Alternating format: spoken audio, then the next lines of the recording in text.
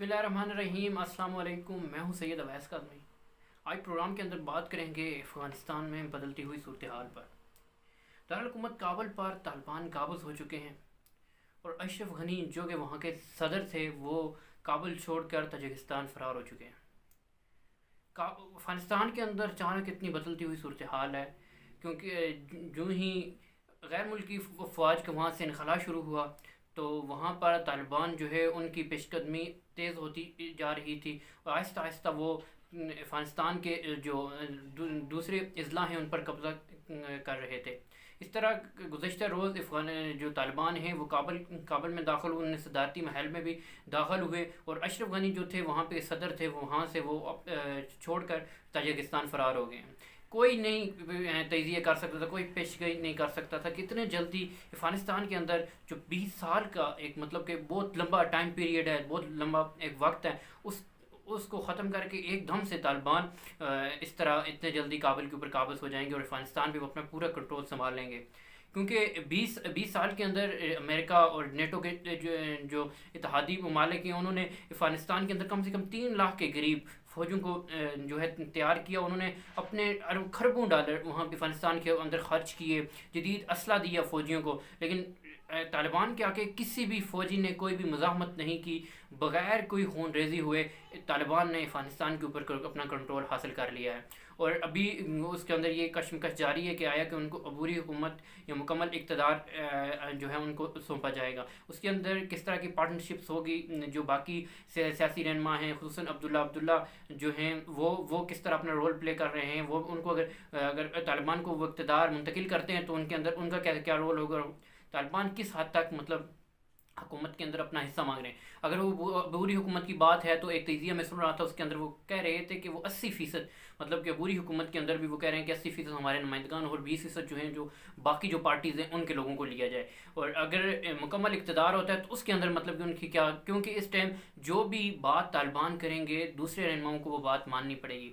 आज से 1 साल कबल जब दोहा के अंदर अमेरिका और तालिबान के दरमियान मुज़ाकरात जारी थे तो अशरफ गनी साहब के पास बहुत अच्छा चांस था कि वो उनकी बातों की भी मानते, कुछ उनकी बातों को मानते और अपनी बात मनवाने का एक बहुत अच्छा टाइम पीरियड था। क्योंकि उस वक्त नेटो की जो फोर्सेस थी वो अफ़गानिस्तान के अंदर मौजूद थी, तालिबान इस तरह की पेशकदमी नहीं थी और तालिबान एक मखसूस इलाके के अंदर उनका उस टाइम कंट्रोल था। लेकिन जो ही साबिक सदर जो अमेरिका के थे उन्होंने और खुसूसन मौजूदा जब इलेक्शन आए जो बाइडन मुंतखब हुए तो उन्होंने अपनी फ़ौजों को वहाँ से निकालने का जो ऐलान किया। उसके बाद तालिबान ने अपनी जो पेश कदमी थी वो मज़ीद आगे इस्लाह की तरफ की, जिसके बाद जो ही फ़ौजों का इनखला मतलब कि 31 अगस्त तक कंप्लीट होना था, उससे पहले ही तालिबान ने अफ़गानिस्तान के ऊपर उन्होंने अपना कंट्रोल संभाल लिया है और मज़ीद वो इस चीज़ की ख्वाहिश का इज़हार कर रहे हैं कि हम जल्द अज जल्द हमें मुकम्मल जो हुकूमत है वो हमें मिल जाए।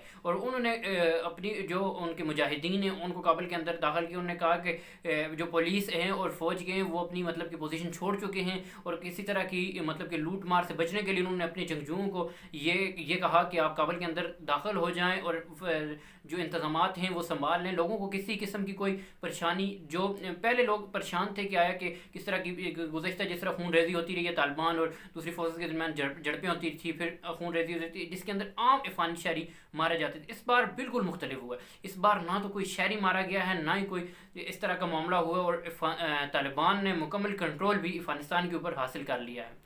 तो अभी देखते हैं कि आगे कि अफ़गानिस्तान के ऊपर क्या पेशरफ्त होती है। लेकिन हमारी यही दुआ है कि अफ़गानिस्तान के अंदर अमन हो, पीस हो, वहाँ के जो लोग हैं उनको वही सहूलियात मैसर आएँ जो किसी तरक्की याफ्ता ममालिक के अंदर लोगों को मिलती हैं। क्योंकि ये बहुत टाइम पीरियड है, 1980 के बाद तकरीबन 4 दहाइयाँ गुजर गई हैं कि जो हैं अफ़गानिस्तान के जो शहरी हैं वो इन चीज़ों से महरूम हैं। वो किसी को कोई पता नहीं होता कब किसी को गोली मार दिए जाए, धमाके से उड़ा दिए जाए, मतलब कि इस तरह की सिचुएशन अफ़गानिस्तान के अंदर बनाई गई थी, इस तरह की बनी हुई थी। अब तालिबान के ऊपर ये बहुत बड़ी जिम्मेदारी आयद होती है कि अगर उनको इक़्तिदार मिलता है वो किस तरह की तब्दीली अफ़गानिस्तान के अंदर लेके आते हैं, किस तरह के लोगों के जो मसाइल हैं उनको दूर करने में अपना किरदार अदा करते हैं। और जो एक इस्लामी रियासत की बात करते हैं उसके अंदर ख़वातीन के जो हकूक़ है, खुसूसन इस चीज़ के ऊपर तालिबान को क्रिटिसाइज़ किया और तनकीद का निशाना बनाया पहले भी जाता रहा है कि वो ख़वातीन के हकूक़ جو ہیں وہ ان کو نہیں دیے جاتے. لیکن ابھی دیکھتے ہیں کہ چونکہ پہلی جو قیادت تھی وہ اور طرح کی سوچ کی حامل تھی،